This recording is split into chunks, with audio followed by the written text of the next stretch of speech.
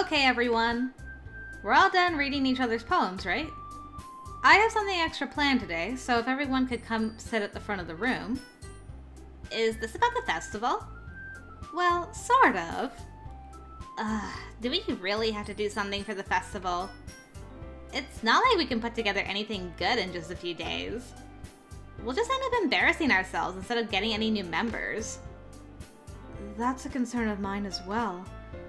I don't really do well with last-minute preparations. Don't worry so much. We're going to keep it simple, okay? We won't need much more than a few decorations. Sayori has been working on posters, and I've designed some pamphlets we can give out during the event. Okay, that's great and all, but that doesn't tell us what we're actually going to be doing for the event. Sorry. I thought you heard about it already. We're going to be performing. Performing. Monica. Yeah, we're going to be having a poetry performance. Each of us are going to choose a poem to recite during the event. But the cool part is, we're also going to let anyone else come up and recite poems too. Sayori's putting it on all of the posters in case anyone wants to prepare ahead of time. Sayori, who's been coloring a poster, holds it up for us to see. Are you kidding me, Monica? You didn't already start putting those posters up, did you? Eh? Well, I did. Do you really think it's that bad of an idea? Well, no. It's not a bad idea. But I didn't sign up for this, you know. There is no way I'm going to be performing in front of a group of people like that. I agree with Natsuki. I could never, in my life, do something like that. Imagining that, Yuri shakes her head in fear. Guys. No, Sayori. I understand where they're coming from. Remember that Natsuki and Yuri have never shared their poems with anyone until just a couple days ago. It's a lot to ask for them to recite their poems out loud to a whole room full of people. I guess I kind of overlooked that. So, I'm sorry. But, I still think we should give it our best. We're the only ones responsible for the fate of this club. If we start the event and each put on a good performance, then it will inspire others to do the same. And the more people who perform, the better we'll be able to show everyone what literature is all about. Yeah! It's about expressing your feelings, being intimate with yourself, finding new horizons, and having fun. That's right. And it's those reasons that we're all in this club today. Don't you want to share that with others? To inspire them to find the same feelings that brought you here in the first place? I know you do. I know we all do. And if all it takes is standing in front of the room for 2 minutes and reciting a poem, then I know you can do it. Natsuki and Yuri remain silent. Sayori looks worried. I guess that leaves me no choice. I agree. I don't think it's too much to ask. I think that Sayori and Monica have been trying really hard to get new members. The least we can do is help them out a little bit. Well, maybe, but... It looks like Natsuki doesn't have any arguments left. Okay, fine. I guess I'll just have to get it over with. Alright! Whew. Thanks, Natsuki. What about you, Yuri? Yuri dejectedly glances around at everyone else's expectant faces. I guess I don't really have a choice. That's everyone! You're the best, Yuri! This club is seriously going to be the death of me. Oh gosh. You'll be fine, Yuri. But anyway, let's move on to the main event. I want each of you to choose a poem of yours. We're going to practice reciting them in front of each other. No way! Monica! This is too sudden! Well, if you can't recite your poem in front of the club, how do you expect to do it in front of strangers? Oh no! Don't worry. I'll start off to help everyone feel a little more comfortable. Can I go next? Of course. Now, let's see. Monika flips through her notebook to the specific poem she has in mind for herself. She then stands behind the podium. The title of this poem is The Way They Fly. Ahem. Monika begins reciting her poem. Her clear, confident voice fills the room. More than that, her inflection is pristine. She knows exactly how to apply emotion behind each line she recites, bringing the words to life. Is this something she's done before, or is she simply a natural? I glance around me. Everyone has their eyes on Monika. Sayori looks amazed. Yuri has an intense expression on her face that I don't understand. Finally, Monika finishes the recitation. The four of us applaud. Monika takes a breath and smiles. That was so good, Monika! Thank you very much. I was just hoping to set a good example. Are you ready to go next, Sayori? I'll go next. Wow! Yuri's fired up all of a sudden! Yuri clutches a sheet of paper between her hands and stands up. Keeping her head down, she walks quickly over to the podium. This poem is called... Yuri anxiously glances at each of us. You can do it, Yuri! It's called After Image of a Crimson Eye. Yuri's voice shakes as she starts reading the poem. Just a moment ago, she practically refused to do this. Why is she suddenly putting in so much effort?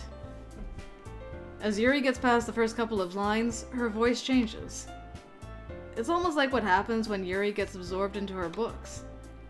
Her quivering words transform into the sharp syllables of a fierce and confident woman. The poem is full of twists and turns in its structure that she enunciates with perfect timing. This must be a rare glimpse into the whirling fire Yuri keeps concealed inside her head. Suddenly, she's finished. Everyone is stunned. Yuri snaps back into reality and glances around her as if she bewildered even herself. It's up to me to save the situation. I'm the first to start applauding.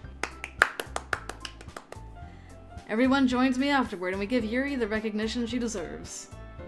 It's not that we didn't want to applaud for her, but we were caught so off guard that we must have forgotten. As we applaud, Yuri holds the poem to her chest and rushes back into her seat. Yuri, that was really good. Thank you for sharing. Looks like Yuri is down for the count. Okay, I guess I'm next then. Sayori hops out of her chair and cheerfully walks to the podium. This one's called My Meadow. Sorry, I giggled. Sayori.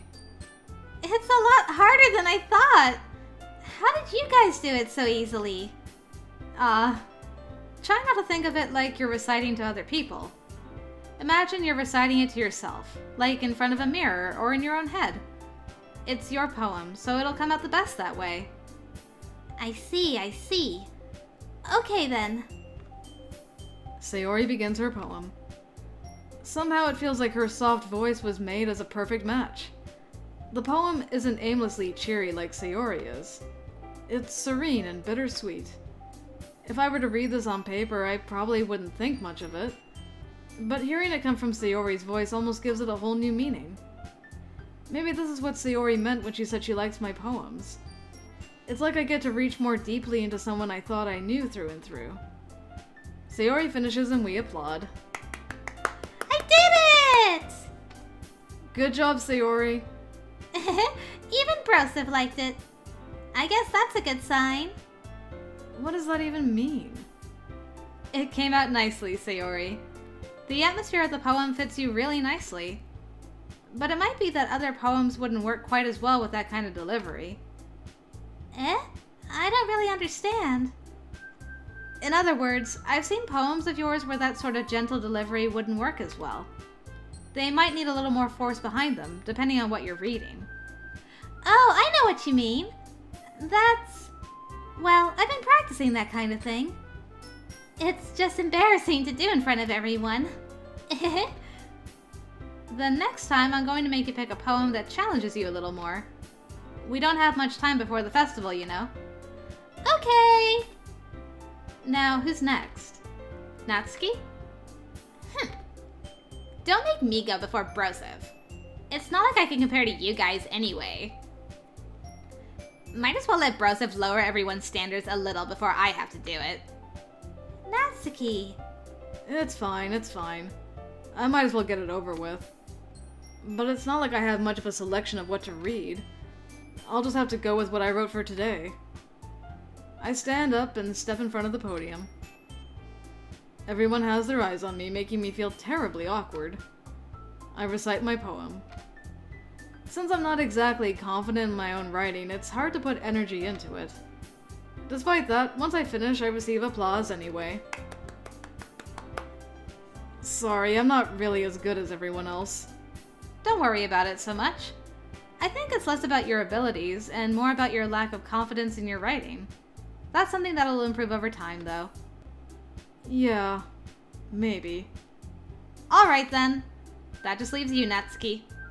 Yeah. I'm going. Natsuki begrudgingly gets out of her seat and makes her way to the podium. The poem is called... It's called... Why are you all looking at me? Because you're presenting. Anyway, the poem is called Jump. Natsuki takes a breath. Once she starts reciting the poem, her sour attitude disappears a little. While she's still a little unenthused, her poem has a rhythm and rhyme to it. It's Natsuki's trademark style, and it works surprisingly well when spoken aloud. The words feel like they bounce up and down, as if giving life to the poem. Natsuki finishes and everyone applauds. She huffs back to her seat. That wasn't so bad, was it? Easy for you to say. You'd better not make me do that again. Well... Do you at least feel prepared enough to recite a poem in front of other people? I mean, doing it in front of other people will be way easier. I can put on whatever face I want for other people.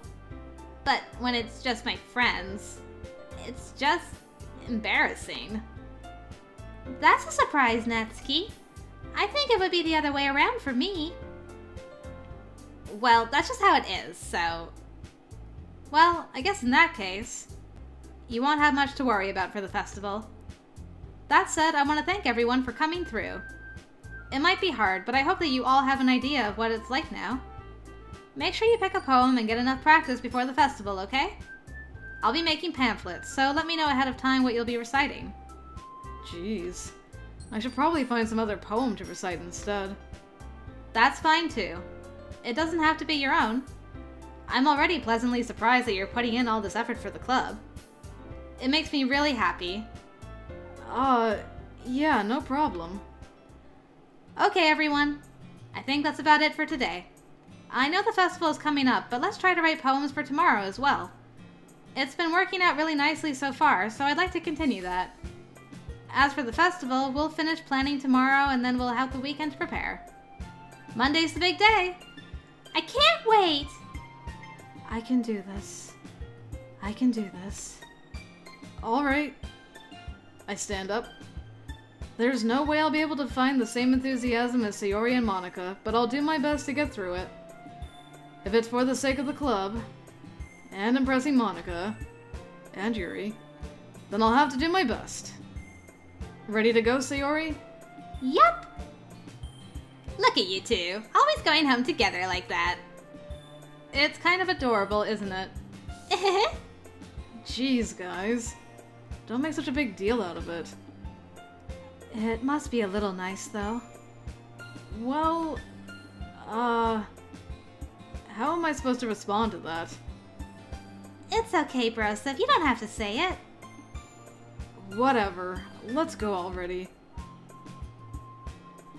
I walk home with Sayori once more. Even though it's only been a few days, a lot of things have already changed. But today, Sayori is being a little quieter than usual on the way home.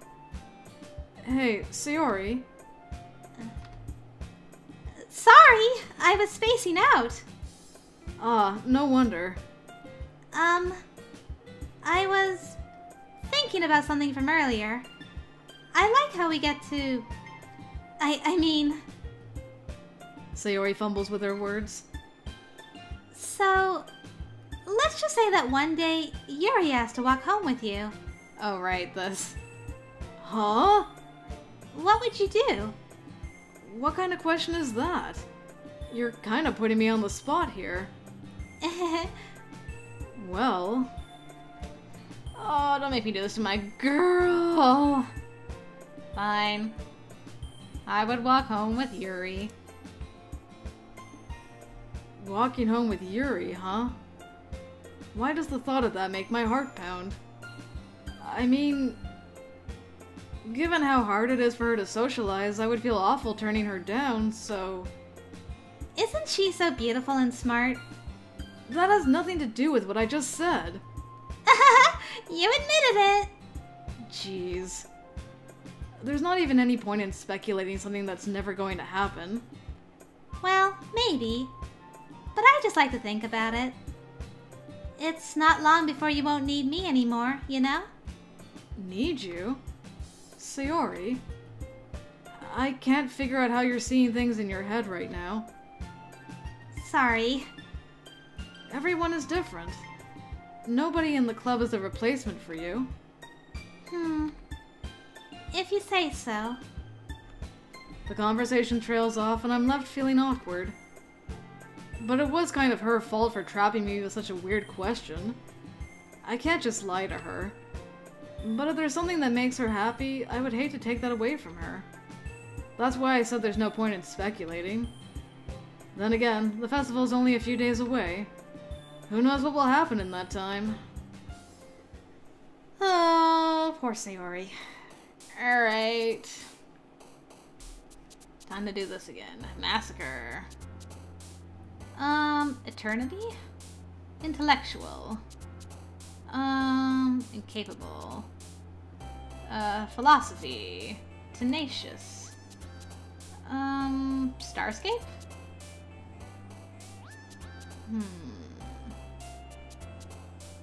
Agonizing? Effulgent. Vivacious. Infallible. Secretive? Graveyard for sure. Precious? No. Well, Sayori is precious, oh well. Variance? Heaven sent. Contamination. Unrestrained. Excitement. Oh, I thought that would be a Yuri one because she talked about that in her poem. Ambient. Okay, well, Natsuki is probably going to ignore us today. Aw, man. I'm the last one here again. Don't worry, I just walked in too. Were you practicing piano again? Yeah. You must have a lot of determination. Starting this club and now picking up piano. Well, maybe not determination, but I guess passion. Remember that the club wouldn't be here if it wasn't for all of you. And I'm super happy that you're all willing to help out for the festival, too. I can't wait for the festival! It's gonna be great! Eh? Weren't you complaining about it just yesterday, Natsuki? Well, yeah. I'm not talking about our part of the festival. But it's a whole day of school where we get to play and eat all kinds of delicious food. You sound a bit like Sayori all of a sudden. Monica, do they usually have fried squid? Squid? That's a pretty specific thing to look forward to. Oh, come on. Are you saying you don't like squid? You, of all people. Eh? I didn't say I don't like it. Besides, what do you mean by you of all people? Because it's right in your name. Monica. Eh? That's not how you say my name at all. Also, that joke makes no sense in translation. Eh? Never mind. Let's just focus on our own event for now, okay? Don't look too closely. Fine, fine. Your reactions aren't as fun as Yuri's or Sayori's anyway. Excuse me? Where is Sayori anyway? Oh, there you are. Sayori is sitting at a desk in the corner of the room looking down at nothing. I walk over to her. Hey, Sayori. I wave my hand in front of her face. Eh? You're spacing out again. Sorry. Don't mind me. You can go talk to everyone else. Huh.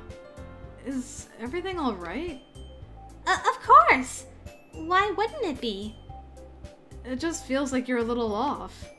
Sorry for assuming things. Geez, you worry too much about me. I'm fine, see? Sayori shows me a big smile. Aww. Even here. Even though we didn't tip off Monica. Don't let me distract you from having fun with everyone. Well, alright. If you say so. I worriedly glance at Sayori before turning back toward everyone else. But the conversation has already dispersed, with everyone back at their usual activities. Maybe I should ask Monica if she's noticed anything about Sayori recently. Since they've been preparing for the festival, they must be spending a lot of time together. Oh, crap. I still bring it to Monica's attention. No! I timidly approach Monica, who is shuffling through some papers at her desk. Broseph, what's up? Hey, this might sound a little strange, but have you noticed anything up with Sayori recently? Anything up with her? In what way do you mean? Maybe I'm reading into it a little too much, but she seems a bit downcast today. Oh, you think so? I can't say I've noticed anything about her. Monica peers across the room at Sayori, who is idly dragging a rubber eraser up and down her desk. Maybe there's something on her mind. But I'm surprised I'm not the one asking you, Broseph. You certainly know her a lot better than I do. Yeah, but she's never really like this. She's always talked to me about things that bothered her. But this time, when I asked her, she was really dismissive. Sorry, I know it's not your problem. I just wanted to ask if you knew anything, so I'll drop it now. No. It's important to me, too. I mean, I'm also friends with her. And I also care about the well-being of my club members, you know? Maybe I'll try talking to her myself. Are you sure about that? She seemed like she wanted to be left alone. Are you sure? Maybe she just has a hard time bringing it up with the person of interest. Person of interest? What do you mean by that? I'm saying that maybe the thing on her mind is you, Broseph. Me? How on earth would you come to that conclusion?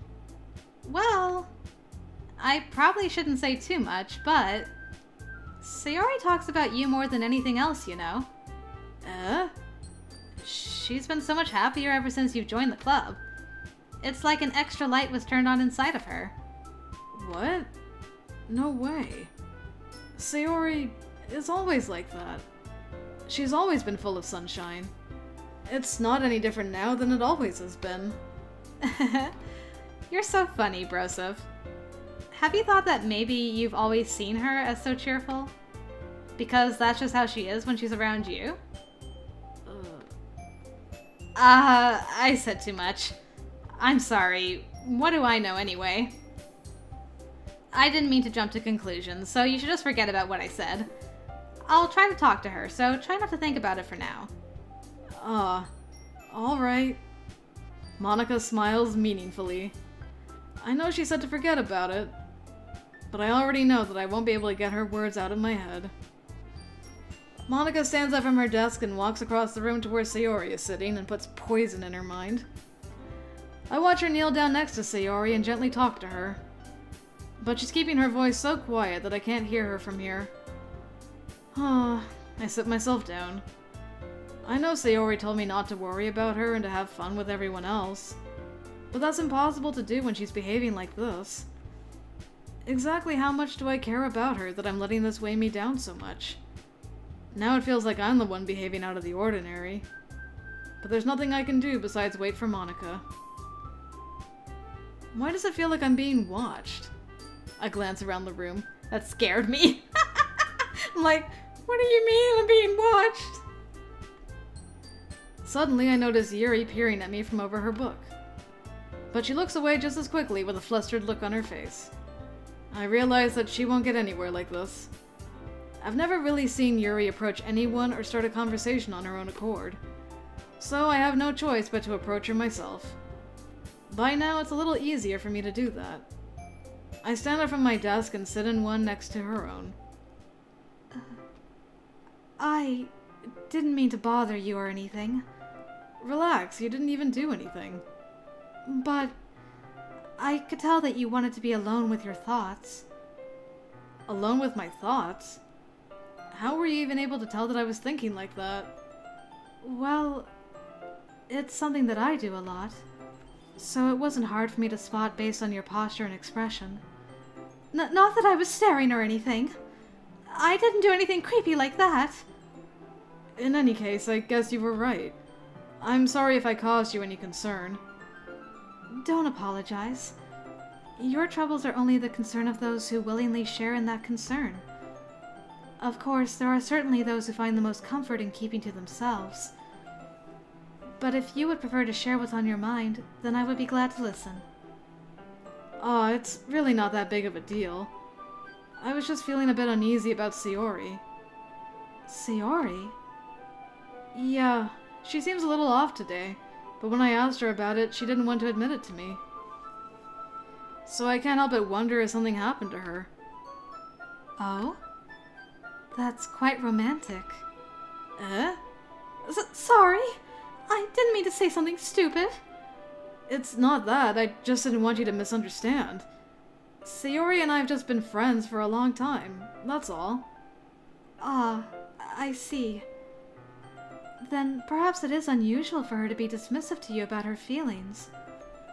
Or maybe I'm just reading into it a little too much. Broseph, the world is full of meaning, often hidden deep beneath plain sight. And there are many untold mysteries behind every person, no matter how well you may know them. Ah. So you think that there might be something behind it after all? I think that Sayori is a very complex person. Her mannerisms on the outside don't always match what may be going on inside her head. And she may not always know what she wants. I noticed her strange behavior today too. And I also feel some concern for her. But in your case, it looked like she was fully occupying your thoughts, wasn't she? Well, I guess that was the case. Sayori, she really means a lot to you, doesn't she? I guess. But you don't need to put it that way. We're just good friends, that's all. Yuri suddenly looks deeply into my eyes. Her expression is gentle and curious, as if she was searching for something.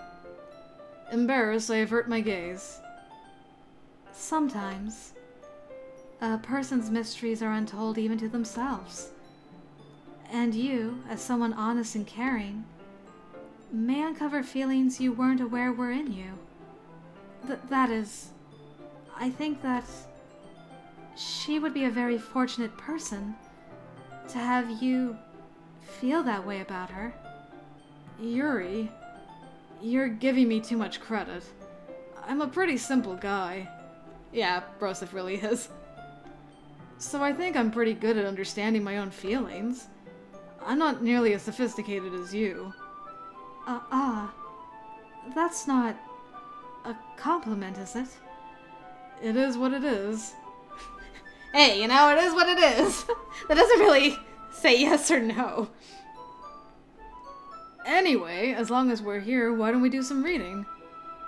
Well, as long as you're okay with it. Can you please not do any kinky chocolate stuff, please? Yeah. I should be taking my mind off this whole thing anyway.